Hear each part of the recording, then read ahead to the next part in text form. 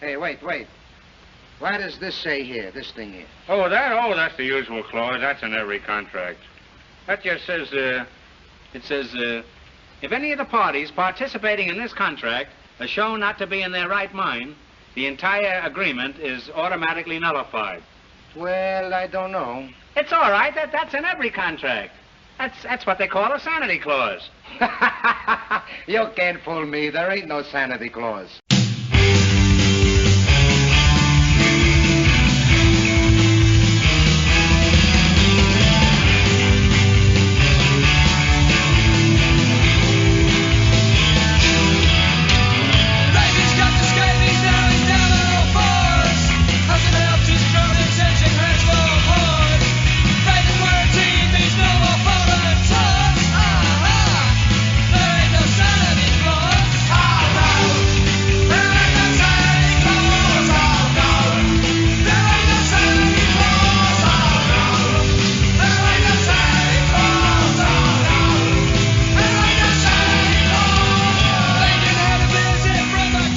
What's up, posers? Welcome to Punk Lotto Pod. I'm your co-host, Justin Hensley.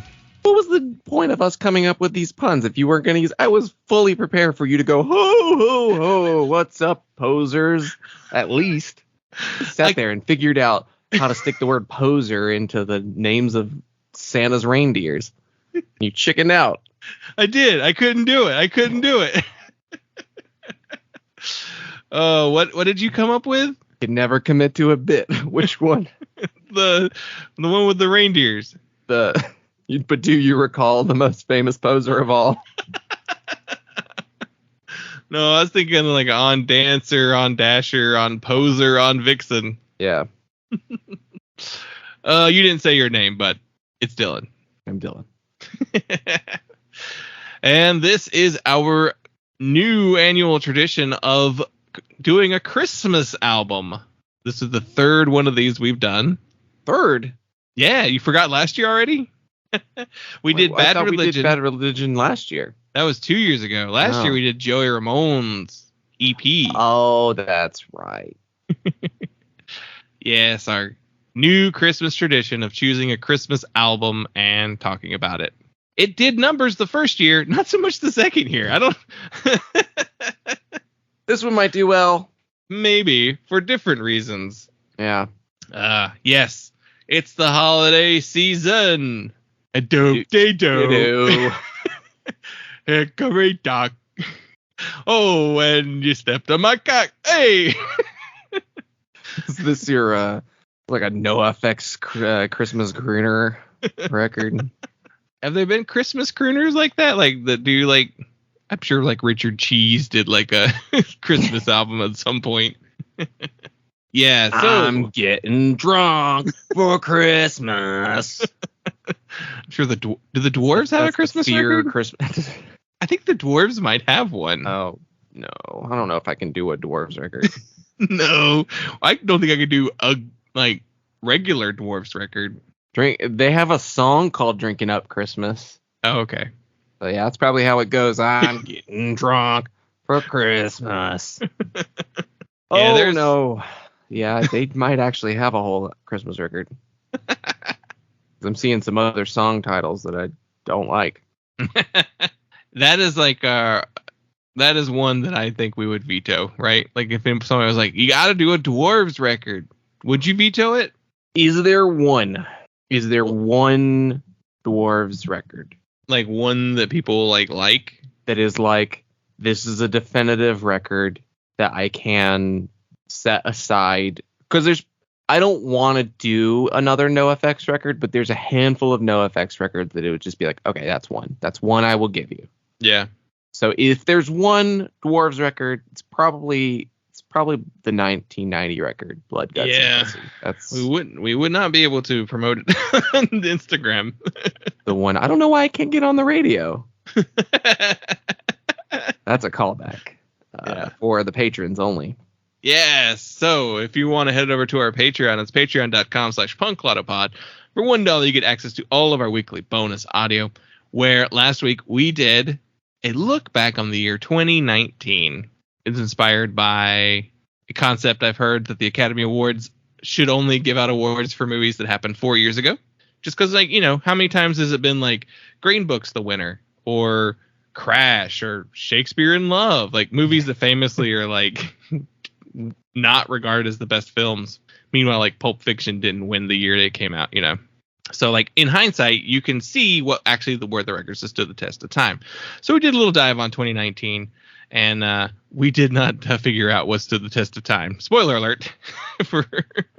Yeah. No, it was interesting to look at 2019 because it's, as we discussed on the episode, the year before COVID, and that is another universe. So it was interesting to look back at that, and kind of disappointing to not come away with there's a couple observations to summarize it. You'll have to listen to find out what they are. Yeah. But otherwise, no resounding, like, this is it. This is punk 2019. Yeah.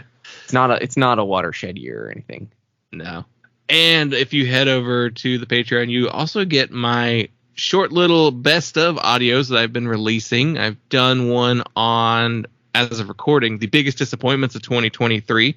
And then I'm going to follow that up with the top demos of 2023. This is coming out a little bit later from when things have been recorded, so I don't know how many more I'm going to do, but we'll be ready by the time it comes out. So check over there, patreon.com/punklautopod. So yes, our Christmas tradition that I was like, Dylan, we got to do Christmas records one year. There's so many, and we're never going to talk about them at any other point ever. Like, why would you? We're not going to do a Christmas album in June, but maybe we should do Christmas in August and cover that MU330 record one of these years. I mean, we could just do the MU330 at Christmas, where it would make sense to do, instead of nesting a gimmick in another gimmick. Well, we put up a poll 2 years ago, and we've been operating off of it exclusively to decide which records to choose from, and not putting out a new poll. I guess the smart move would have been to put out another poll. I think I had too many options on that first one, so I was just like, well, let's just do all the ones that actually got votes. Yeah. So for our first year, we did Bad Religion's Christmas album. Then we did Joey Ramone's Christmas EP. And this was one of the other albums that actually got votes. There was one more, which in hindsight probably would have been more enjoyable to listen to. Not to tip the bit, but yeah. Before we get into our actual album, because boy, is it an album. Oh, yeah. This record came out in the year 2013, so I thought it'd be fun to look at the other Christmas music that was released in the year 2013. So, Bad Religion's Christmas songs. There it is. Was released the same year. This is very funny to me. But what else? Who else put out Christmas music? Now, this is not just punk exclusive. This list includes everybody. So, yeah, we pulled everything. So you got some Ariana Grande Christmas. You got some Kelly Clarkson Christmas. You've got a Nick Lowe Christmas record that I actually have not heard that I'd be interested in. Yeah. Quality Street, a seasonal selection for all the family, which sounds kind of fun. What's on there? We got any ideas? I don't know these songs. Uh-oh. Is this an originals? Let me see if I can get track credits. Children Go Where I Send Thee. That's traditional. Christmas Can't Be Far Away. That's a Boudleaux Bryant. That's an oldies Christmas song. There are some Nick Lowe originals. Old Toy Trains by Roger Miller. That's a good one. I do know that song. All right. Well, that could be a good one then. A couple of Nick Lowe originals. So those might be the weak ones, and a couple, hymns and stuff. But now, what about Erasure's Snow Globe, the Erasure's Christmas album? It's got like White Christmas, Silver Bell, Silent Night. Could be fine. Could be not good too, but yeah, has kind of a low rating. Which Christmas records can be like that.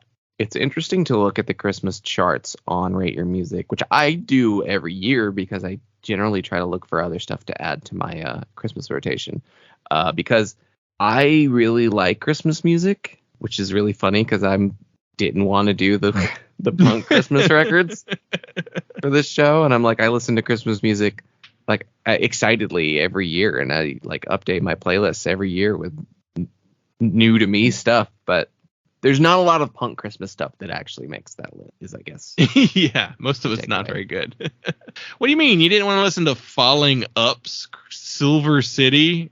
Following up, for those who are unfamiliar with this band, which is most of you, Christian rock band, like just like rock. Like it's not punk in any way. It's it's like alt rock. Probably sounds like Skillet. They did a full Christmas record. Yeah. 46 minutes long. Oof. There's Mary J. Blige's A Merry Christmas. Get it? Mary. I don't know what Polka Dot Cadaver is. Is it a polka metal band? Oh, it might be. Ooh, that can't be good. There's no way that's good. Jules, Let It Snow, a holiday collection.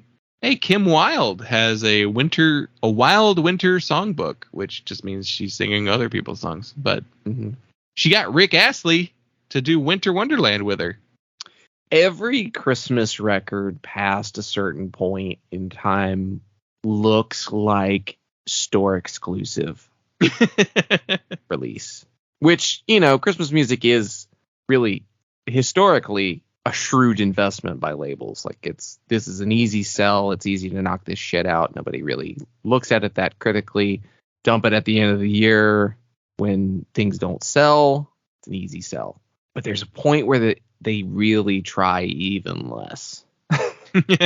There's an emo Christmas split here. Dikembe, You Blew It, Have Mercy, and Kitty Hawk did a Christmas EP together, which features All I Want for Christmas Is You, performed by Dikembe, and Rockin' Around the Christmas Tree by You Blew It, and White Christmas by Have Mercy, and Silver Bells by Kitty Hawk. So they went classics with theirs. But they're all boring emo bands. Yeah. So did they boring them up like they do? It's kind of funny. This is a pretty heavy year for alt Christmas records, because there's that some death metal Christmas EP. There's Psych Out Christmas, which is like a neo psych Christmas comp. Yeah. The Fuzz Tones. I'm not Dead Meadows on here. Iggy Pop's on here. Yeah, not psych, but okay. There's a Big Bad Voodoo Daddy, It Feels Like Christmas. Kate Nash, Have Faith with Kate Nash this Christmas. Ooh, I want to hear the Sea Shanty Christmas album, The Longest John's Christmas at Sea, an acapella sea shanty Christmas music record. Oh, fuck. Look what's beneath that. On the sea shanty Christmas records, now I really want to hear Willem Dafoe and Robert Pattinson do a sea shanty Christmas record. What, the Robertsons, the Duck Dynasty, like non-branded, Duck the Halls, a Robertson family Christmas, which means that they get all the money for it. Yeah, they couldn't. Remember, because after they got, remember there was a period where like they were telling people to not buy Duck Dynasty brand products because they don't get the money for it. How was that illegal? Like it feels like A&E got the money, or whoever put it. Yeah, whoever the TV channel was that put that show on. Was that after they like fired the one dude? There was a reason why they were like, don't buy Duck Dynasty branded products. Buy these Duck Company name products. And the show ended in 2017, so. Which means, okay, they were probably trying to do that during this period. I remember that being a thing and people being like, how were they allowed to do that? That feels like they should have been like sued by like A&E or whatever, Bravo, whoever did this stupid thing. It was A&E. It could have been a case of like, if you sue us, we'll sue you back. But we don't, like, they were probably like, we don't really want to try and sue them to get the rights to our stuff, or to get the money, but if they try to stop us from selling our own stuff, then we'll countersuit and be like, hey, we're not making money. We got to make money somehow. I don't know. Terrible people. Yeah. Hey, earlier when I was like, do you think Richard Cheese has a Christmas album? He does. Well, I've got news for you. Here's something you're going to love. Cocktails with Santa by Richard Cheese. And it's just normal songs. I'm sure he like changed the lyrics, but like they have the same names. Okay, now I want to know how many Christmas albums does Richard Cheese have? He either has a shitload or that's the only one. He does one every year. Only ever done one. Oh, see, we're already off to a great start. Silent Night Club. No, wait. What? Why is Holiday in Cambodia on that? It's a holiday. Christmas in Las Vegas, Jingle Bells, Like a Virgin, Holiday in Cambodia. Very personal Jesus. That's kind of funny, actually, now that I think about that. That was in 2006. So, Talk to Us with Santa was 2013. That's it. He's only got 2? Man. Up your game, Cheese.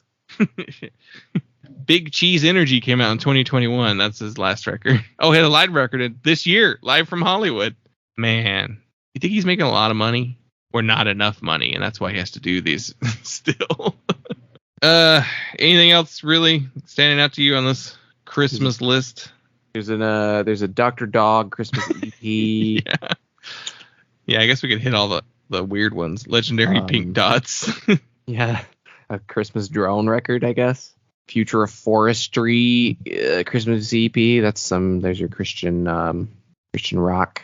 I don't know what this very special Christmas icon compilation is. Maybe it's just it's a compilation of songs from other very special Christmas compilations. Yeah. Reissued. Emperor X has a Christmas album. Weird. Jets Christmas. The Rocket Summer have a Christmas EP. Mad Men Christmas. What's on that? What? RJD2 is the theme for Mad Men. The theme for Mad Men, yeah. We got Jessica Perry doing Zooby Zooby Zoo. Which is not actually a Christmas song, but yeah. Not even a Christmas episode. I'm pretty sure that's Don's birthday. It's in like June. But everything else is a Christmas song. Yeah. Johnny Mathis, Rosemary Clooney, Otis Redding. Okay. It's a bunch of classic Christmas songs. This is just a generic 60s Christmas compilation. With the Mad Men theme and Zooby Zoo on it. We gotta get Zooby Zoo out. Did that episode air in 2013? I bet it did. Wow, Christmas blue. Wow. Blue. Why is there a subtitle blue on here? Some CCM Christian compilation. Putumayo presents Acoustic Christmas. So you know those Putumayo compilations that you can find in all your world markets. And does Pier 1 have one? I feel like Pier 1 would carry them too. Go. There's an Angry Snowman's album that year. Black Coal for Rotten Children. What are they doing on that one? No track listing. Oh, that's weird. Andy Williams. A lot of reissues on here. Yeah, a lot of reissues. 8-bit Hymnal 2, Tyler Larson's Christmas Chiptunes album. Here's a ska Christmas record. Guarachando en Navidad, Desorden Publico. So a Venezuelan ska Christmas record. The Hollyberries did a I Want to Go Surfing with Santa and Other Mostly Christmas Surf Pop Delights. Love a surf Christmas record. Though the Ventures already made like the perfect surf Christmas record. There's a Peppa Pig Christmas compilation. 5 stars. It has a 5. 1 rating. Someone gave this a perfect score. And weirdly, Now Christmas, the 32-song classic Christmas collection is way down. This must be like a weird comp.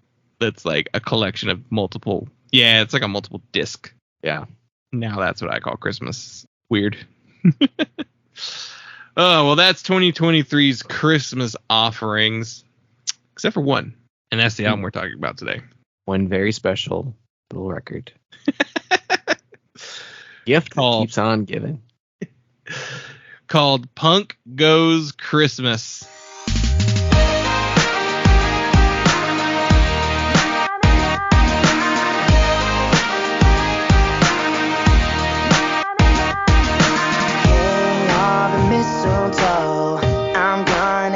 To know you better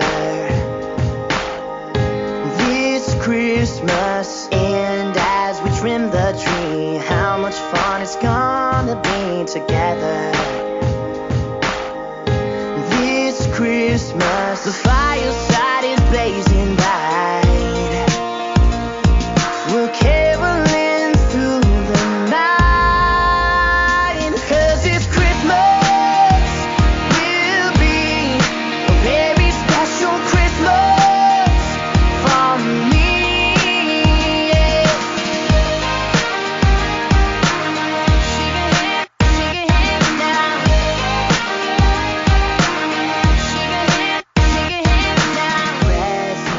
this point, how many releases in the Punk Goes canon? I can tell you that. So, this was released November 15th, 2013 on Fearless Records. This is the 14th Punk Goes compilation. The Punk Goes series is presented by Fearless Records, and they are up to 19. They really haven't done them since, I think 2019 was like the last Punk Goes that's been out. So, they've stalled on them for a while. Yeah, there was a stretch there, though. There were so many. Fearless was like, this is how we make some money. Yeah, so the typical theme for the Punk Goes collections is get some pop punk bands, cover some songs. That's it. That's the idea. So it starts with Punk Goes Metal, then continues on to pop, 80s, 90s, crunk. Punk Goes crunk. Yes. We should do that sometime. You know it's not going to be tasteful. No, that's not the point. And Punk Goes classic rock as well. And then there's like a bunch of Punk Goes acoustic, which is the artists performing their own songs acoustically. Those aren't covers. There's like also a shitload of pop ones too, and multiple 80s and 90s ones. So there's multiples of all of these. Yeah, the real bread and butter of the Punk Goes discography is just various eras of pop music. Mm-hmm. And yeah, it just feels like a very, very cynical cash grab thing that Fearless stumbled across. Though they did actually release a Christmas compilation prior to this called "'Tis the Season to Be Fearless" in 2010. So they've actually done one other Christmas one prior to the Punk Goes. And what's weird about this is the first Punk Goes album with completely original songs on it. Because if you remember, even the acoustic ones are just acoustic versions of songs that were already out. Yeah. So this is the first Punk Goes album with wholly original music. There's covers on here, but there's way more originals than I expected, really, when we chose this. But Fearless Records started in the 90s. They released albums by the Aquabats, Big Wig, At the Drive-In, and Gob.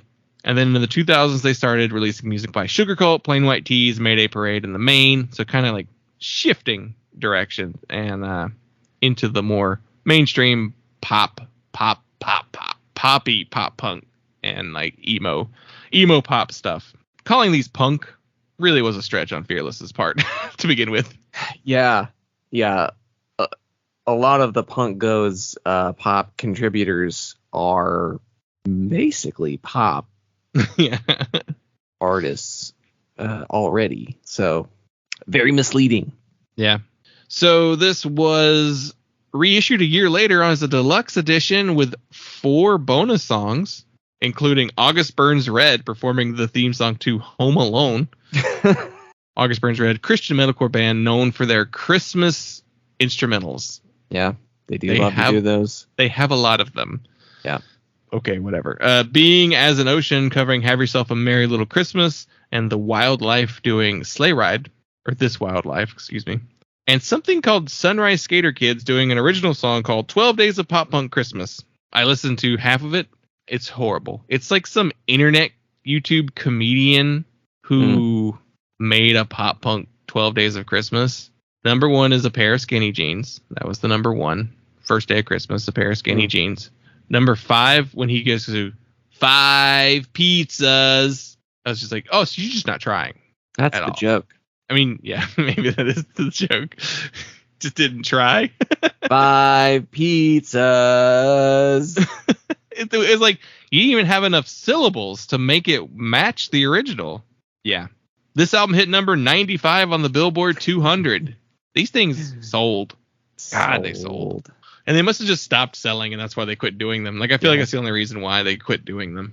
But it's costing too much to schedule all these bands to go record and yeah. pay the engineer to edit all of the drums into place. Yeah. So what is your preconceived notions, your prior experiences with the Punk Goes compilations? I remember thinking that the Punk Goes pop stuff was dumb as rocks from the beginning. It was just like the first time I saw that, I was like, that's terrible. Why would I want that? Why would I want to hear pop songs that I don't like being played by pop punk bands that I don't like. There was definitely that stretch of like, I'm trying to think of like the bands that did like, you know, the quintessential breakdown hardcore, post-hardcore, you know, sticking a breakdown in Firework by Katy Perry, kind of that kind of stuff was kind of fun, like funny for a little while, to just be like every now and then you get one of those that comes out and it's just like so dumb, it's hilarious, but really shrewd, really obvious cash grab and low quality, and most of it too low of hanging fruit to really even engage with in the like, haha, look at how dumb that is way. It was just like, ugh, it's really obvious. But yeah, I do remember seeing like the first handful in stores, because there was a period where there were like only like 3 or 4 of them out at one point, and it was like the very first one was Punk Goes Metal, and then it was the Pop 1 and 2, and then like maybe 80s. Like I feel like those are the first ones I remember seeing. And out of curiosity, I was just like, what was the lineup on that very first one? And it's like, I could see the fun behind the initial one. Punk Goes Metal, you got Divot doing Judas Priest, you got Jughead's Revenge doing Poison, you got AFI doing Guns N' Roses. Like, I kind of get it. It's kind of funny, you know? Yeah. Link 80 doing Harvester of Sorrow by Metallica. Like, you know, like getting silly bands doing like sick metal tunes. Diesel Boy doing Motley Crue's Looks That Kill. You know, like that's the kind of bands you had. You had 10 Foot Pole on here. 10 Foot Pole, the Eternal compilation band. Yeah, it's that kind of band too. Like just like skate punk bands, pop punk bands, a little bit of ska in there. The Aquabats are on here doing an original song called Why Rock.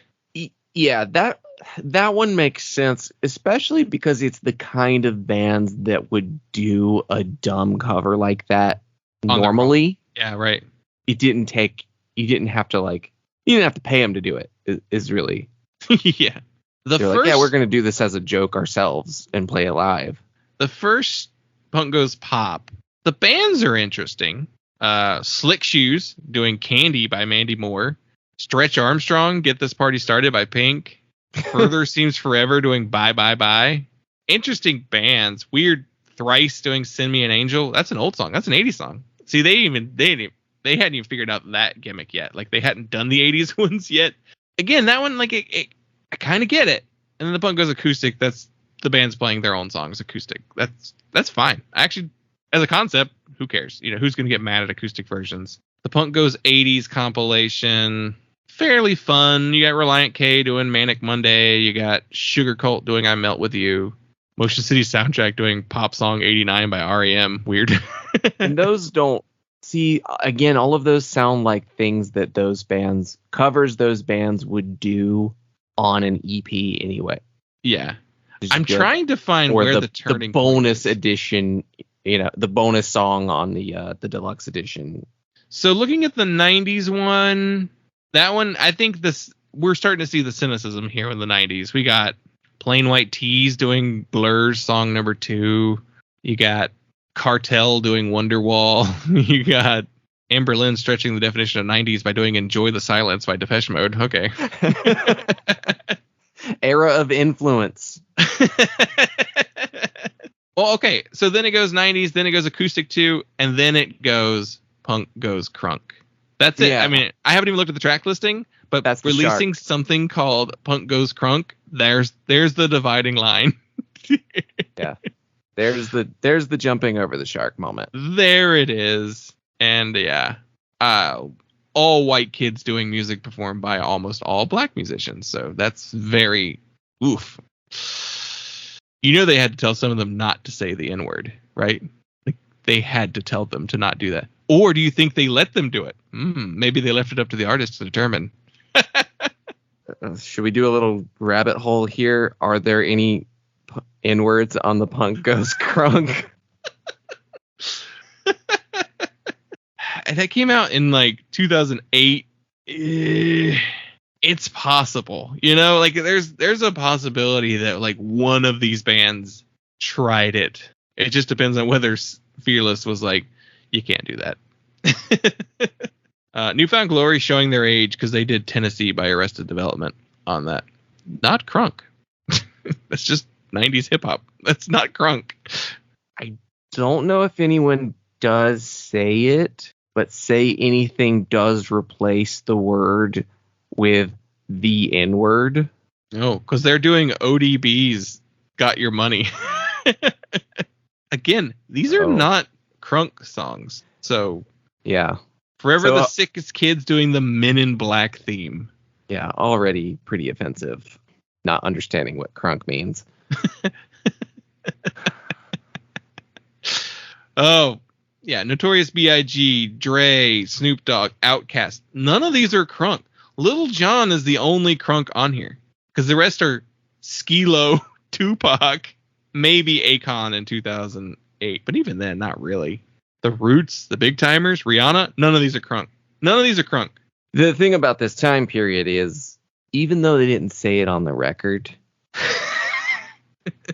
probably a majority of the bands on there, at least one member of the band said it at some point in the studio. Oh, 100%. In the process of making it. So we found our dividing line. They were a joke to us. Like, the people that we were around, we were like, what is this trash? Like, it was just not considered good by anyone. No one was like, this is cool. This is good. This is neat. Yeah. Just not our thing. So we get to today where we have to listen to this record and talk about it and discuss it here on the show. And before we recorded the episode, Dylan and I chatted a little bit back and forth about how bad it is. Yeah. Like, yeah, did I text you yesterday about it? Yeah. Well, because I texted you, I said, I'm going to destroy this thing. I'm going to tear it apart. No, that's how I said it. I'm going to tear this thing apart. And did you say back later, like, this is one of the worst things we've ever had to listen to for the show? Yeah. Yeah. I'm not going to say I'm going to say it is the worst thing we've ever listened to for this show. For the purposes of kind of like research, so I've generally rated everything we've ever talked about on this show on Rate Your Music. I've been pretty good about catching everything. I don't think there's anything that's ever slipped by. And especially I don't think anything really bad has gotten by without me rating it on my Rate Your Music. So I went and pulled my half-star ratings on Rate Your Music, and it's exclusively stuff that we've talked about on this show. I'm like, it was so funny looking at it. And this Punk Goes Christmas, that main EP, the Misfits, Project 1950. There's a Murder Dolls record on down there on my half stars. And I was just like, okay, the Henrietta Collins it's just so bad. It's just so unlistenable. It being Henry Rollins just can't save it. But there was one on there that I was like, man, looking at these dregs, I'm like, I feel bad for One Bad Pig. One Bad Pig. There's a level of charm to that record that really makes me want to give it another half a star rating, just because I'm like, it can't be down here with the Murder Dolls and Punk Goes Christmas. This feels unfair. Yeah, like, we've listened to some stuff where I was like, God, I really hate this scronky art rock thing we got to listen to. Our Punishment of Luxuries, our Flippers Going Fishing, and our, what was the other one? MX80 Sound. MX80 Sound. While I do not like those, I do not enjoy them, they're definitely creative. You can give them They're interesting. You can give them some artistic credibility. Mm-hmm.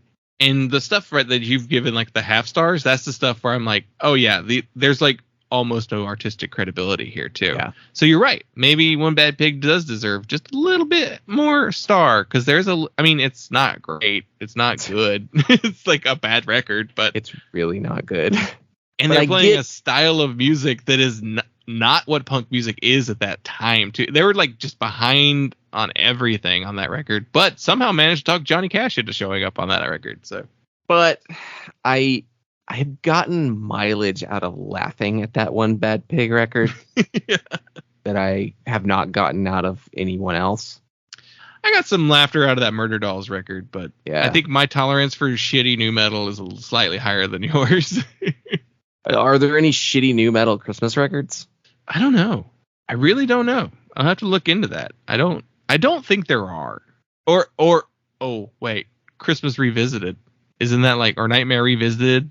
That's that Nightmare Before Christmas album that was like new metal bands doing the songs on it. That might be the one. But that's also like specifically the movie too. Yeah. Not just all Christmas songs, but yeah. Yeah, but like all that stuff you listed there, none of it is as bad as this. Yeah. We'll get into why.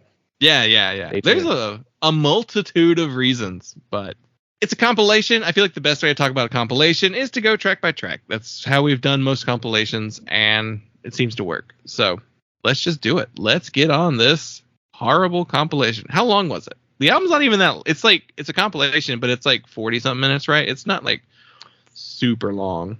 41 minutes long. It's actually shorter than I thought it was. Yeah. That's how bad it is. Feels a lot longer. Like I was, by like track 10, I was just like, oh my God, how much more is there? I can't. Do I have to stop and come back to this? All right, so we mentioned it before. There are a mixture of originals and covers on this record. First, there are way more originals than there should be. Like, why are there so many originals on here? Yeah. Why did you all want to write a Christmas song? What? And as we will discover very quickly, why did you all want to write original Christmas songs and then all come up with the same thing? All right, so the album kicks off with Nothing for Christmas by New Found Glory. It's really bad. It's an original song. It's an acoustic song. That's what you really come for New Found Glory for, is their acoustic guitar songs. There's some bells in there to give it that Christmas feel. I'll be honest, I didn't pay attention to any lyrics to any song on this. Like, I did not feel like, I was like, I'm not paying attention to what they're saying in any of these songs, like how Christmassy they are, or what the idea or conceit of the songs are. I will summarize all of the lyrics for you. It's Christmas. It's almost Christmas. It doesn't feel like Christmas. I don't feel like it being Christmas time. I miss you. I just want you for Christmas. That's pretty much it. Those are the lyrical themes that a pop punk band could come up with for a Christmas song. It's Christmas time, the time of year, so they are aware of the calendar. They are aware that there's a holiday celebrated at that time of year. Mostly they just miss their girlfriend.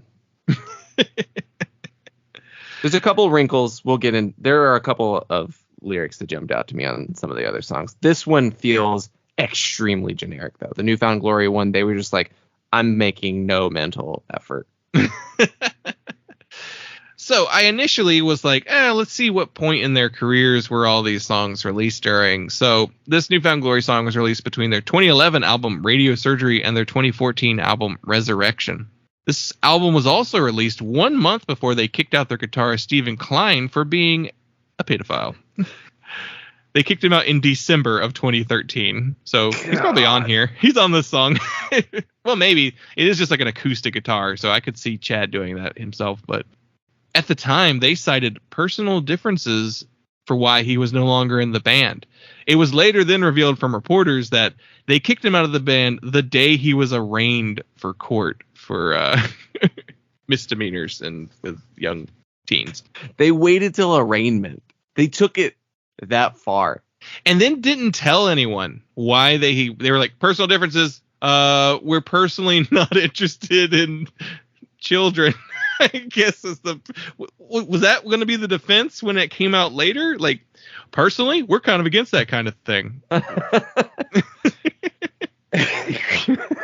Creative differences. This whole approach to having sex with teens is just, it's not right. It's no finesse to it. You did say before we recorded this, how many canceled bands are on here? Oh, Oh, I don't want to spoil it. Okay. We'll keep it tally. That's one. I found how many there were. Like, I looked up literally every band that on this. I said band name, abuse, or band name, allegations, and then just waited to see, because I found them on a couple wikis, and I was like, I knew about the Newfound Glory guy. Like, you know, the dude was kicked out. Pretty famous one. It was kicked out like on arraignment day. Yeah. What did they know? I mean, I don't know. Maybe, I don't know. His stuff also was like computer specific, so maybe they didn't know that kind of stuff. The band does still have Chad Gilbert in it, though. So famous former spouse of Haley Williams, whose relationship was very well chronicled as not great. Definitely taking advantage of a much younger person. She was 19 when they started their relationship, but, you know, Newfound Glory and a 19-year-old. Yeah, right. Haley Williams. Power imbalance is a little off there. How old was he then? 30? And he was also married to the one from Isley. Oh, shit. I forgot about that, too. Yeah. They were the Bring Isley and Your Babies on Tour band. But we had to bring the babies on tour with us. Now we kind of makes a little more sense why she wanted to go on tour with them so bad. Gotta keep an eye on this pervert. Yeah. So she was young, wasn't criminal. No. Was it right? No. Yeah. And like Haley's talked about like the emotional, you know, abuse and that's gone down with Chad. Chad seems like a piece of shit. So not a good dude. Yeah. Not a criminal. So he gets to stay in Newfound Glory, but yeah. Well, he did say my friend's over you. So. Oh, all right. This song sucks. And it gets worse from here, really. Yeah. Like, this is one of the better ones. This is the top half of the record. It's the Newfound Glory went appropriately low effort. Yeah. For it. It's like they didn't try that hard. It's really hard to get too mad at it. I mean, you would think not trying would make it worse, but for some reason it's the opposite in this case. Because we see what happens when they try. You get them doing the Bed Intruder song. Okay, track 2. It is Fool's Holiday by All Time Low. Bells. That was the Christmas content on this one. Yeah. So this is another original song, but it's a Christmas rock song. Man, it's got big guitars in it, and it's got those bells. Released between their 2012 album Don't Panic and their 2015 album Future Hearts. Speaking of preying on minors, All Time Low have been accused of preying on minors. One of the members has. They're the ones who sued Twitter to get them to reveal the identity of their accusers. And last year, 2021, is when they did that. So recently, they're doing the one of the members is accused. She's like, I was 13, and like, oh, cool, God, and they brought him on the bus. So great. So, All Time Low, exactly what their name is. Song sucks. The dudes suck. Yeah. So we're 2 for 2 out of the Sex Pest category here. I know I've been a real bad guy. My name's made the list more than a few times. Are some lyrics from this song. So, yeah, speaking from experience, it's very it's a very honest song. I know I'm not getting anything for Christmas because I'm a sex criminal. I don't even know if he's the one. I think it's like the bass player who's being accused, but yeah. But they kept him in the band. They didn't do the thing. See, a lot of these bands, when they have a sex pest in the band that's revealed, they kick them out. All Time Low, though, take it to a different level, and they're like, no, this didn't happen, and we're going to sue you. They went on the offensive. Yeah, they went on the Johnny Depp playbook. So, yeah, which makes them worse, really, because at least the band has the ability to be like, we kicked him out. As soon as we found out, we kicked him out. Which, whether or not that's true or not, that they, well, this is the first I'm hearing about it, or not, but. Yeah, there's a just enough of a level of plausible deniability to just be like, I don't know, we just play in a band together. We don't hang out. Yeah. All right, our track 3, I Had a Heart by the band Real Friends. So we're in easy core territory, right? Like we're Real friends are like sound identical to Fireworks. Didn't realize that. I didn't realize he was like, oh, you have the same voice as the Fireworks guy. But this is also kind of late for Easy Core, right? Like Easy Core really took off in like 2010, 2011. I mean, I guess it stuck around in. I was still seeing Defend pop punk shirts in 2013. Yeah. Warped Tour was like that. Warped Tour and Alt Press were very much on board with the Easy Core thing for a really long time. Honestly, if I picked up a magazine now, there might still be some in there. I've never looked. I don't look at Alt Press anymore, but this was an acoustic song. Interesting choice for an Easy Core band to go with. If I Had a Heart, that doesn't even sound like a Christmas song. This one was really funny to me lyrically because he's going on about, well, he's like, I remember how Christmas used to be before she spat me out. It's time to start over and move on. My grandma keeps going on about the new year. Like, shut the fuck up, grandma. I'll spend the night slamming doors, smoking outside my grandparents' house. This guy just sounds like an asshole. Just hang out with your fucking grandparents. Get over your girlfriend. What are you singing about? What is relatable about this? Just a heinously bad song lyrically. Well, this was released prior to their debut full-length album. Maybe This Place Is the Same and We're Just Changing. So they hadn't even released a full-length by this point. They'd released like a bunch of EPs, though. They were like an EP band for a really long time. Mainly they were like, how do we write a whole record? Well, you know how when you recorded that EP, once you had about 4 songs, if you wait, you'll have 4 more songs. Maybe 5 more. So, Real Friends bassist Kyle Fassel's father was also the band's tour driver, and he was fired for inappropriate comments to a younger fan. Good Lord. Now, that's not where I thought I was going to go, but I was like, that's weird. I was just thinking like, oh, well, so the dad's on tour with him. They can't get in trouble, right? But no, the dad's the piece of shit in this one. The dad's the trouble. So I didn't know how to grade this one. I was like, well, it was their tour driver, and they fired him after it happened. But also, it's his dad. Like father, like son. So, like, I don't know how to grade this one. Do we make them 3 for 3, or are we going 2 for 3? 2.5. 2.5. It's not a band member. It's just someone from the crew. Yeah. Okay. All right. We can also rate the song on merit as well, and the merit is that it has none. It's not a good song. All right. So moving on, we have Father Christmas by Man Overboard, our first cover.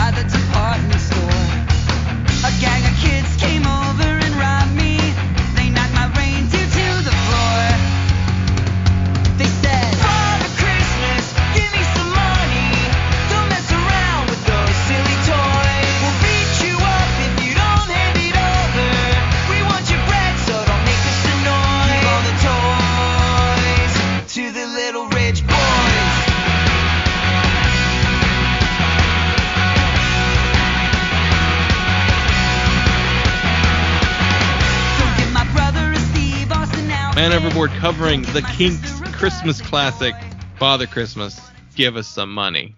I actually read the lyrics to this song because I was like, what is this song actually about? And I'm like, oh, it's about the poor economic status of the UK in the late 70s. Like, came out in 1977. it's about like give our parents jobs. Like that's like one of the lines in the song, and like give the toys to the little rich boys. You know, like we just want your money. You know, basically like the economy's in the toilet and we don't have anything. So please give us your not please. We're taking your money, Father Christmas. But it was also like a mall Santa too, which was like it's like mugging a mall Santa. Yeah, I did not know that that's what that song was. I love that Santa song. Mugging. I love that song. It's such a fun, catchy song. Mm-hmm. Man Overboard, pop punk band. They were the Defend pop punk band, the AK-47 t-shirt band.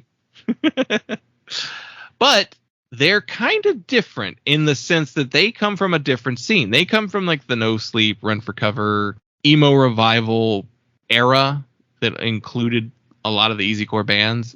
So they're like from a different, them and Real Friends are actually from like a different like lane of punk, and that was quickly siphoned into the Warped Tour in alternative press like world. So became a very, very big thing, but they're outsiders. So this was released between their 2013 album Heart Attack and their 2015 album Heavy Love, and no allegations. Yeah. Man Overboard is safe. They've stayed clean, which is funny. It's the Defend pop punk shirt is like, it's the definitive piece of merch of a scene that is very much associated with being creeps. And lyrically, Man Overboard's probably got some pretty shitty lyrics.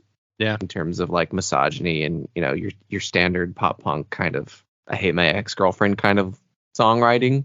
Yeah. But the band themselves, not bad people. Well, we don't to know our that. knowledge. To our knowledge.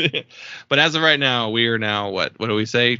We're 2.5 out of 4, I guess, at this stage. So we should keep writing these down. But all right, we are now going to This Christmas by the Somerset. This is our second cover, 2 covers in a row. This is the Donny Hathaway classic, This Christmas. Synthy, electronic drum beats, Scottsdale, Arizona's the Somerset. I talked about them on the Macy's Punksgiving Day Parade audio because they were one of the bands who performed during the Macy's Parade. And this was released between their 2013 album Legendary and their 2016 album Stories for Monday. Funny album title. This is it's not punk music. No, it's not. It is synth pop. Mm-hmm. I guess I don't have particularly strong feelings about the original. I don't love the original in any way. I don't really hate the original. It's not one of those ones that I'm like, ew, ugh, I hate that song. But it's not one that's ever going to make it on a playlist for me. It's one of those songs that you hear in public and you're just like, yes, this is a Christmas song. So this cover doesn't improve it. It is worse, actually. I really hated the way that they did the stops on the beat, where like literally every sound stops. There's nothing, no sustained notes of any sort. It kept making me think that my phone was freaking out because my internet had gone out. Any dirt on the Somerset? No, they're clean. Somerset are clean. Starchy Mormon rich kids. Scottsdale.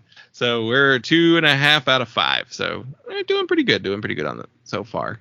It's only half. All right, so we are now moving on to There Will Be No Christmas by Crown the Empire, another original song.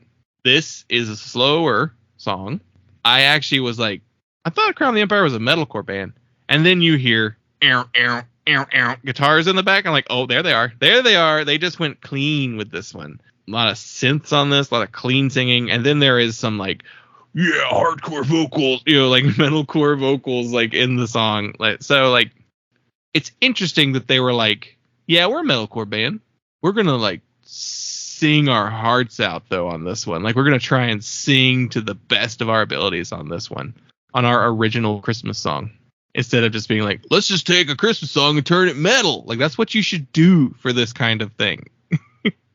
This one is another one in the category of it's Christmas time, but it doesn't feel like Christmas to me because you're not with me lyrics. You guys know Blue Christmas. Yes, right?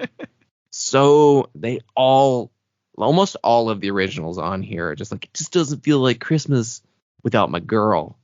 This one was especially funny to me, though, because he's like, there will be no Christmas, no Santa, no sleigh, but I hope you know that through it all, I still wish you a happy holiday. There will be no Christmas. I wish you a happy holiday. There will be no Christmas. I wish you a happy holiday. So I guess the rest of the holidays in December, he's like, a happy Hanukkah. But no Christmas. New Year's, I wish you a happy New Year's, but no Christmas for me. So this was released between their 2012 album The Fallout and their 2014 album The Resistance: Rise of the Runaways. So this sounds like a mobile game on your phone. Or like some kind of Ayn Rand concept album. So, in 2023, Crown the Empire addressed domestic abuse allegations against guitarist, and the accuser responds. So, Crown the Empire's guitarist Brandon Hoover and the band have both issued public statements after Hoover's ex-girlfriend Heidi Ferguson had made domestic abuse claims against the musician via social media. After Ferguson started making the claims publicly, a cease and desist was sent last August to deter her from making additional public statements, but she has continued to share her claims, leading to the statements issued Friday, February 10th, by the band and Hoover. So, the band is going, they made a statement. We are aware of the claims made towards Brandon. We want to make it clear we firmly dispute these allegations. We condemn any form of abuse, including the type mentioned by the accuser. So what is it, man? We condemn this type of behavior, but he didn't do it. Like so you're going all out, you're going all time low with this one. You're suing the accuser, the abusee. Yeah, cool. Crown the Empire. They almost made it, but 2023, they still had to have their own personal slip up. So yeah, different. So now we're up 3.5 out of 6. So the bad guys are winning right now. Moving along to Christmas Lights by Yellow Card.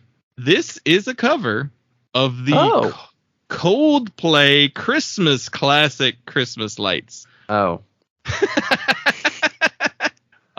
Very, very slow. It was all yellow Christmas light. And I had no thoughts on this. I was just like, man, this is boring. Sucks. It sounds like a Coldplay song. When it started, I was like, this one might be decent. I was like, if anyone can pull it off, it's Yellow Card. Yeah. On this compilation. Oh, Yellow Card. It's all... Makes sense that it's a Coldplay song. Okay. Feels like a Coldplay song. Yeah. It's all right. The performance is all right. It's okay. Still violin in here, right? Yeah, I think it's in there. I think I hear it in there. It's not super prominent, but... That's the thing is, like, the Yellow Card violin parts are always... They're, like, just arpeggios. He's always just doing an arpeggio. Like, there's no strong violin melody lines that I've ever heard in a Yellow Card song. That it's just like, what's the point of a violin? It doesn't sound like one. You've processed it so much. And then all you're doing is... program that. Why do you need a violinist? It doesn't do anything that a violin is great at. Released between their 2012 album Southern Air and their 2014 album Lift a Sail. I was like, I don't have any info on this, really. So I looked up the actual original song on Wikipedia just to see what it said, and I found this very interesting. It was originally thought that Christmas Lights would be a song on the band's 5th studio album, Milo Xyloto, or however you say that stupid name. But this was confirmed not to be the case by Coldplay's official fan question answer system, the Oracle, on 2 occasions. What is the Oracle? They have do they have a robot answering their questions for them? There's a Coldplay AI? Well, their music sounds like it was written by AI and always has, so like... Yeah, just AI trained on Radiohead music. Yeah, I was just very shocked by this fan question answer system, the Oracle. This is the searchable fact. But Yellow Card, they're safe. Yeah. Never, no major accusations towards this band at all. So we are 3.5 3.5 Yellow- out of 7. And Yellow Card do just genuinely seem nice. Yeah. Like they seem like okay people. Like they don't, I don't know. Good vibe. Vibe check passed. Yeah. Good dudes. Backed hard. Yeah. All right, our next track. It is Merry Christmas, Happy Holidays by Issues, which this is a cover of the NSYNC Christmas song. Yeah, I'm well aware of the NSYNC version.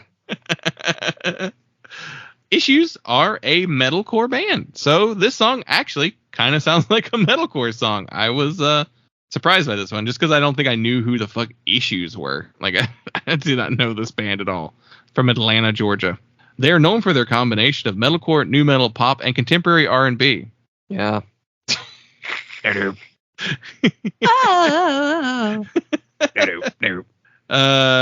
little genty, little some screaming on here. All of these like Warped Tour bands and alt press like metalcore bands, they had so much clean singing in their music. It was pretty horrendous. I don't know the original very well. How does this stand up to the original?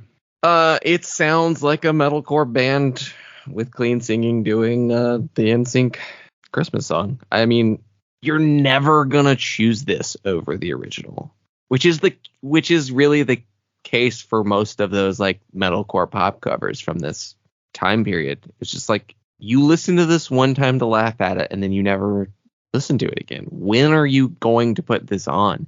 It's just so. Speaking of like editing all the drums into place, that's what this is. It's just so like copy paste, sliced and cut and nudged and artificial sounding that the original song already sounded incredibly artificial because it's that kind of boy band pop music that's just 10 producers working on it. You know, every word is comped. Yeah. On September 1st, 2020, the band announced that founding member and vocalist Tyler Carter had been kicked out of the band due to accusations of grooming and sexual misconduct. Ugh. But, breaking news, November 17th, 2023, the band announced a breakup and 3 farewell shows that will take place in January of 2024. On November 29th, 2023, 3 extra dates were added, and Brian Butcher from the band The Home Team was announced as fill-in vocalist for the farewell shows. They kicked their vocalist out and then released like an instrumental album without him. One of the members went on to work with like 21 Pilots. And another guy went to work with singer Kane Brown. So it kind of feels like they kicked the dude out and then didn't do anything else. And then they're like, all right, we're going to do a little goodbye.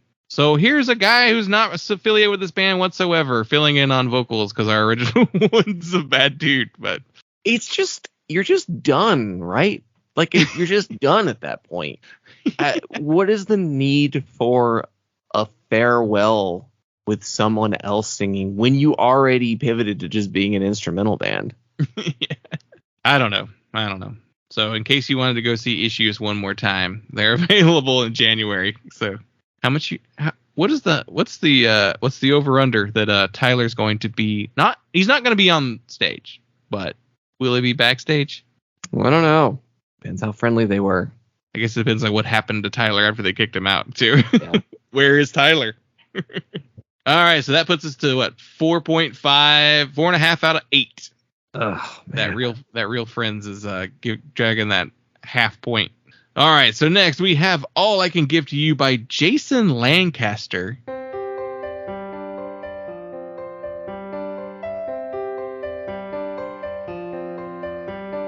Boxes and bows full of ribbons and clothes set up neatly beneath the tree, with a tag on each one saying Santa has come, but where are the ones from me?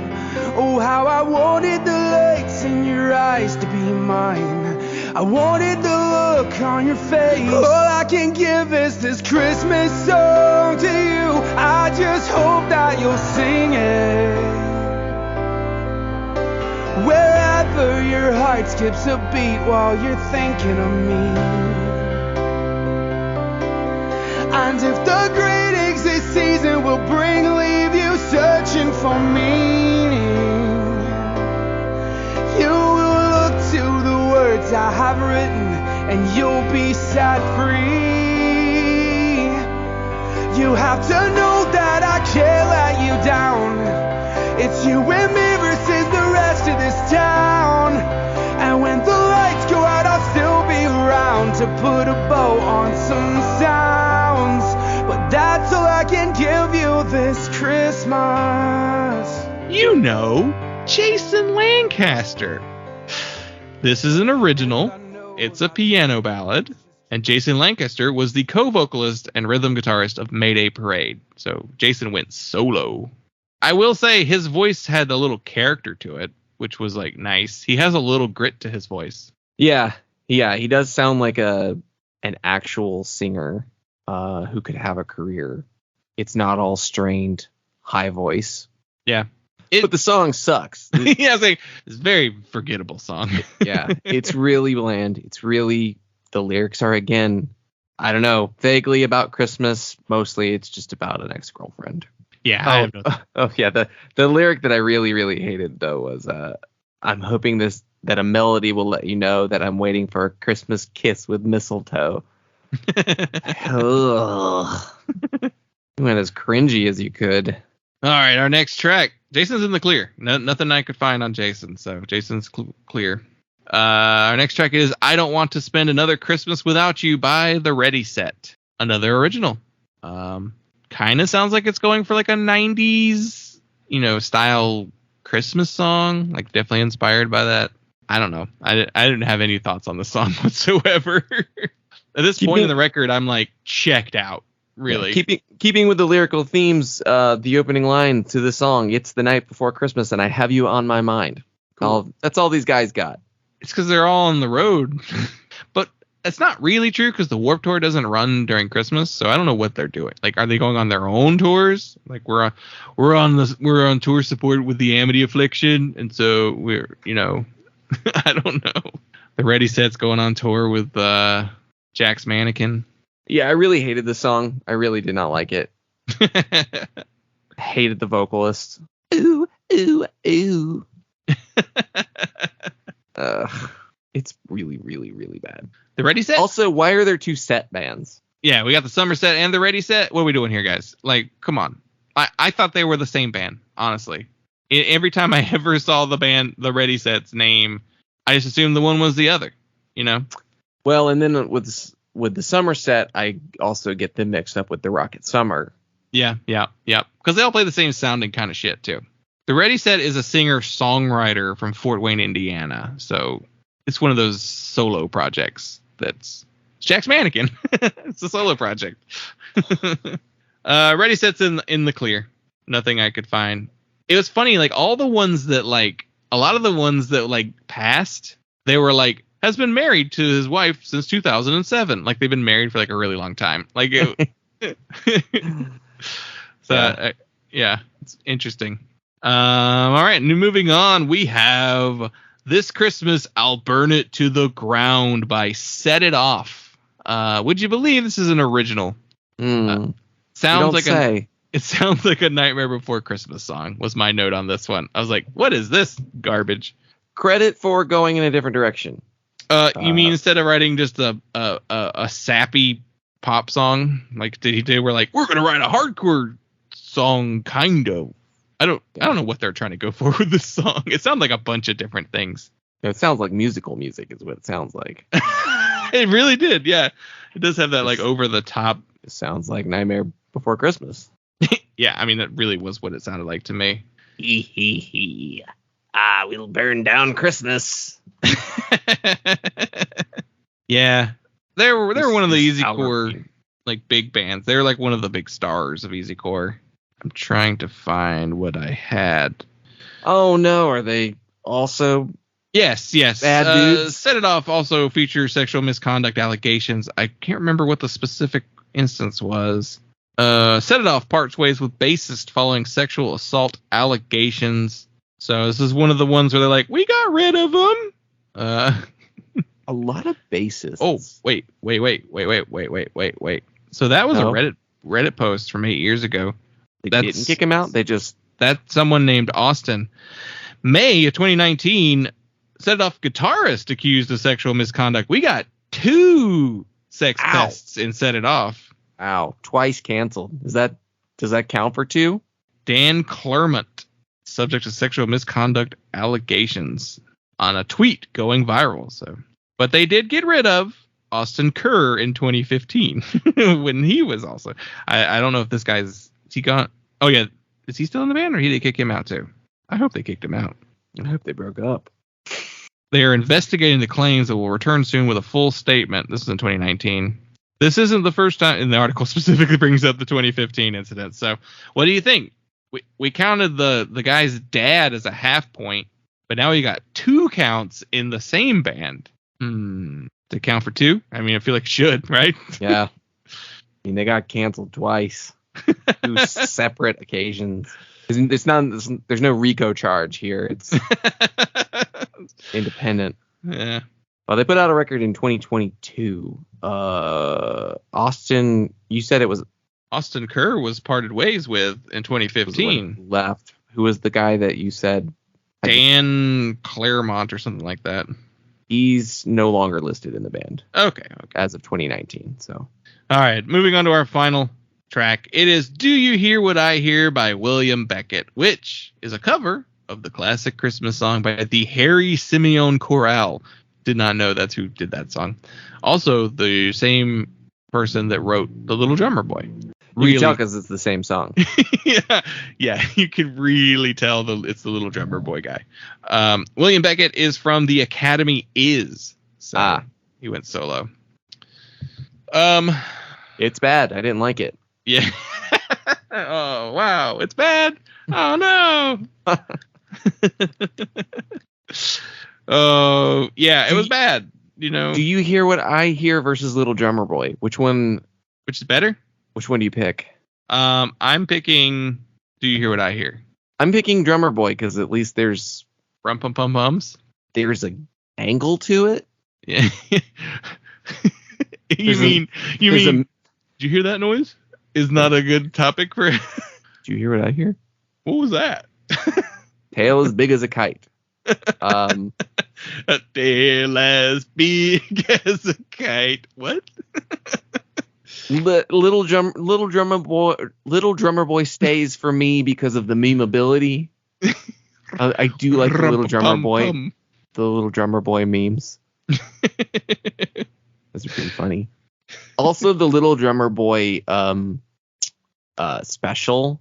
The Rankin Bass. The Rankin Bass one is just like the most disturbing Rankin Bass. Oh, it's like the worst animated? Is that what you mean? It's just awful to look at. Real dog shit. And it's so heavy. It's just like, they murdered my family. Kidnapped me. I hate all humans. I actually really like the I hate all humans part. Yeah. Yeah. He only wants to hang out with his animal friends. That donkey. Well, William Beckett is a known abuser in the scene, according to many people. In 2018, an incident on Twitter, someone brought up screenshots from a conversation that was had between him. William was cheating on his wife with this person, whom he told that they were no longer married, and spiraled into him saying that his wife abused him when he got caught in the lie, and he's been covered multiple times in depth. So he's a gaslight, liar, manipulator. Creative work, thinking outside the box in his shadiness. Yeah, it's a tough one. Definitely a shitty dude, but I guess technically not illegal or a crime, just bad. Yeah. Yeah, I mean, I don't go all in on the, the cheating on your wife stuff. I'm just like, it's pretty shitty, but I don't know. I'm not nailing him at the stake. When the when the competition he's faced up against with in this, in all reality, there's a good chance that every band has someone like this in them that we've talked about. Yeah. All right, so then that means we'll let him slide on the cut and dry infidelity. It's just classic shitty male manipulator behavior. So that gives us 6.5 out of 12, because I counted 2, and we didn't count William Beckett. We could count William Beckett as a half and make it a nice round 7, solid 7. Or we take the half off for the bassist dad. Yeah. So yeah, we have a pretty solid half here. Yeah. If you're gonna round, that feels about accurate. That's punk. Fortunately, That's the Warped Tour. Like that's what the Warped Tour evolved into. Yeah. Like just this really gross sea of just abusive, manipulative, creepy, just terrible. And I feel like it's a case of, like the access was so easy for them because like there are lots of like teenagers who go to the Warped Tour, like, or did go to the Warped Tour, like it was a very youth, scene, very young crowds and scenes at a lot of those Warped Tour shows. So yeah, all ages shows for sure. And so it definitely added to this, like, if you wanted to, like, if you were a creep from the get-go, all you had to do was just get in a band who could get on Warped Tour, and your access is like way too easy. And even the type of people who like probably would have been creeps, but like maybe never had the access to do anything, being on the Warped Tour surrounded by so many young people made it easier for them. So it's Warped Tour, I guess, was bad. Yes, I do think that it was bad. I think it was bad in many ways. I never went to Warped Tour, so I don't have any nostalgia for it. I don't think it was good. I don't think it was good for people who went to Warped Tour. I don't think it was good for music. I think that it pushed this kind of music to really take over a genre. I don't know. We don't need to bring it back. I don't know. No. That's been my takeaway for a long time. Yeah, like, I mean, maybe in the early days it wasn't quite as bad, but it definitely... Like, what, the first one with quicksand on it? Or yeah, right. But when it became an industry, like this, like, cottage industry, just this, like, constant touring around the country, just this thing, yeah. And then, at least as far as, like, music is concerned, it, like, siloed off, like, an entire style of music. Like, the Warped Tour existed for a really long time, way longer than you'd expect, with a lot of these kind of bands just still playing Warped Tour every single year. It was just like, it got to the point where like nobody even paid attention to what was going on with Warped Tour anymore, because it was like no band you liked even played it anymore, and it was just like this corner of like the type of pop punk and emo that like was creatively bankrupt and just like, yeah, fully designed to make money, and did. Yeah. And was see, that's the thing, is like, it's not surprising that it was a playground for predators. It was the whole commercialization of it, the expansion of the Warped Tour was specifically designed to sell products to kids, to sell vans. Yeah. And to sell Red Bulls, and to sell terrible bands for people with, underdeveloped brains to listen to. Dehydrated teens being fed only Red Bull in the middle of summer while like sweating from like, dancing to music, Yeah, just on a heat stroke level alone, the Warped Tour is like a humanitarian crisis. Like the risk to their health physically already was bad enough. Yeah. And then throwing a bunch of monsters who are literally just going from town to town. They're like, we're gone the next day. Like, oh yeah, we imagine all the ones that didn't get caught because they were smart enough to not remain contact with like the people. Because like that's the thing that I'm weirded out the most by like some of these guys who are just like, they would like have texting relationships with them, like long term and long distance. And it's just like, what? Keeping a stable, so that you have access next year. Yeah, it sucks. And I wonder what Fearless Records thinks about like half their bands being like, creeps and having creeps. I mean, I think they lit their cigars with money. I think that's what they thought about it. There's such a hard turn in Fearless Records discography to being like only shit that sells. Yeah. It's just, you know where their heart was. We gotta dump these Big Wig and Diesel Boy albums so that we can sign more Summer Sets and Ready Sets. And yeah, this is one of the worst things we've ever talked about. Yeah. With this one, levels. I feel like this episode needs a content warning at the top. Because it's so inescapable. It's just like, horrible. Yeah.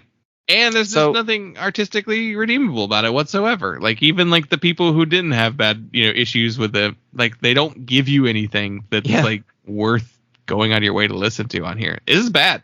Not good. Merry Christmas. Everyone, Jesus died for your sins. Everybody's sins? Yes, even Tyler Carter from Issues.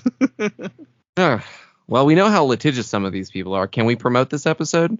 I don't know. I'm definitely not using any of the tag. I'm not tagging All Time Low. I'm not tagging Crown the Empire. Who else was suing? Set It Off? Yeah. I guess I'll be tagging Man Overboard and Yellow Card. Man Overboard's gonna see it and like, don't fucking tag us in that shit. No, they're not checking their hashtags. Or they are, obsessively. But yeah. All of these bands give off Google alerts energy. Just like band managers getting everything. Like, you gotta on their phones, you gotta get ahead of this, man. You gotta get ahead of this podcast by these two guys that nobody knows with 100 listeners. This episode's gonna do well. We can't help it. Yeah. Zeitgeist prediction: which of the uncanceled bands on here gets an allegation this week? Well, who's still like a thing? To take the episode down. Yeah. I think the one that would be like the biggest, like, what the fuck, would probably be Yellow Card. That would be the one, like, Jesus Christ. I don't know that, like, if, I don't think any of these other ones are even going to make a blip. Jason Lancaster of Mayday Parade? No, nobody cares. Especially now. Yeah, I don't know. Whew. That was rough. Yeah, I changed my mind. I don't want to do Pongo's Crunk. Well, you'd have to do Newfound Glory again. Yeah. And he was still in the band on that one. Yeah. No, I don't want to do Pongo's Crunk. It's not, it's the typical caveat. We do talk about bands occasionally where the members are not good people. We've done Smith's episodes, Yeah, we have.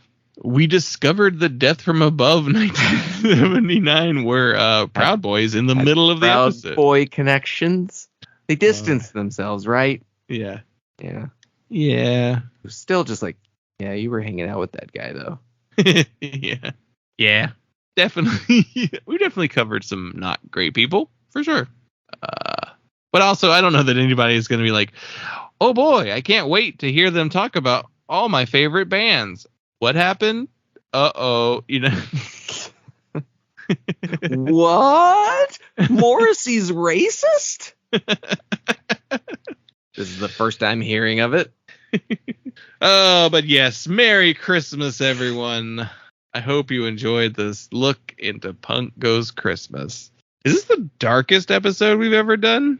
Just the sheer volume. Creeps. Yeah, sucks. We laugh not because it's funny. Right. It's gallows. It's being faced with the stark grimness of reality.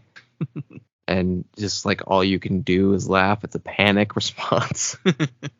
Yeah, definitely should. You know what? I am thinking of a content warning on this because I don't want anybody to be like, oh, a Christmas episode. Well, let's put this on in the car. Oh, this'll be fun. Like a couple who like grew up on like pop punk and emo for the Warped Tour, and they're like, hey honey, there's a Christmas episode about this album. Let's listen to it. I know our regulars. It's just Nam flashbacks the whole episode. I know most of our regulars, like the ones that people who hang out in the Discord and such, they're gonna be like, I've never listened to any of these bands before in my life. So like, I feel like a lot of them will be like, who? I was like that with some of these too. I was like, who is this? But just say waitress. All right, everyone. We do sincerely hope that you all have a great Christmas, and trying to decide how our release schedule should look. Not sure if we'll have an episode next week. We'll have to see what happens. If there's anything, I might get out one of the guest list episodes for the best of. But other than that, I don't think we'll do like a regular episode. So you might have something in your feed. I might throw something out there, but as of right now, no regular episode next week. So we'll be back in 2 weeks for our best of 2023 episode. So look forward to that. And follow us on all forms of social media: Instagram, Twitter, Facebook, X, Threads, Blue Sky, whatever. We're all there at punklautopod. punklautopod@gmail.com, and our voicemail line is 202-688-PUNK. Call us and leave us a message with your favorite albums of 2023. So that'll do it. Thank you so much, and we will talk to you later.